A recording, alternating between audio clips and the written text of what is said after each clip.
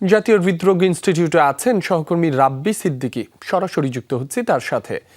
রাব্বি, হাদির মরদেহ কখন নাগাদ বের করা হতে পারে? সার্বিক প্রস্তুতি এবং নিরাপত্তা পরিস্থিতি কেমন দেখছেন, বিস্তারিত জানাবেন।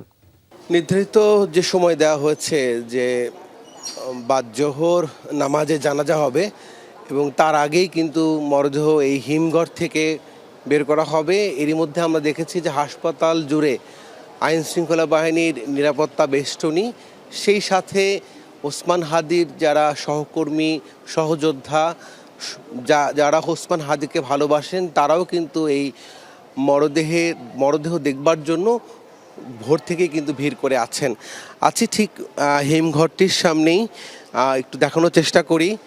বিজিবি, সেনাবাহিনী, আনসার, পুলিশ, গোয়েন্দা সংস্থা, সব নিরাপত্তা বাহিনীর সব ইউনিটই কিন্তু এই হাসপাতালের যে মরদেহ রাখার যে হিমঘর, সেই হিমঘরের জুড়ে কিন্তু অবস্থান নিয়েছেন এবং সেই সাথে কিন্তু অবস্থানে আছেন, দেখার জন্য অপেক্ষায় আছেন হাদিকে যারা ভালোবাসেন সেই মানুষগুলো, যারা এই ঘটনা শোনার পর থেকে তাকে একটু এক নজর দেখার জন্য কিন্তু এই হাসপাতালের সামনে অপেক্ষা করছেন।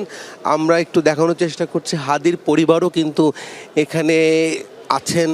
সেই সাথে যে সময়টা আমরা জানতে পেরেছি যে ঠিক 1টা নাগাদ এখান থেকে এই জাতীয় হৃদরোগ ইনস্টিটিউট ও হাসপাতালের হিমঘর থেকে ওসমান হাদির মরদেহবাহী যে অ্যাম্বুলেন্স, সেই অ্যাম্বুলেন্সটি 1টা নাগাদ বের হবে, তেমনটাই কিন্তু আমরা জানতে পেরেছি। একটু দেখানোর চেষ্টা করছি যে আসলে এই হাসপাতালে যারা রোগী আছেন, স্বজন আছেন, রোগীর স্বজনরাও কিন্তু অপেক্ষা করছেন দেখার জন্য।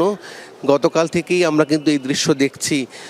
এমনকি আমরা দেখেছি যে বিভিন্ন জেলা থেকে দূর দূরান্ত থেকে ওসমান হাদির মরদেহ একটু দেখার জন্য কিন্তু এখানে এই হাসপাতালে ভিড় করছেন অনেকেই।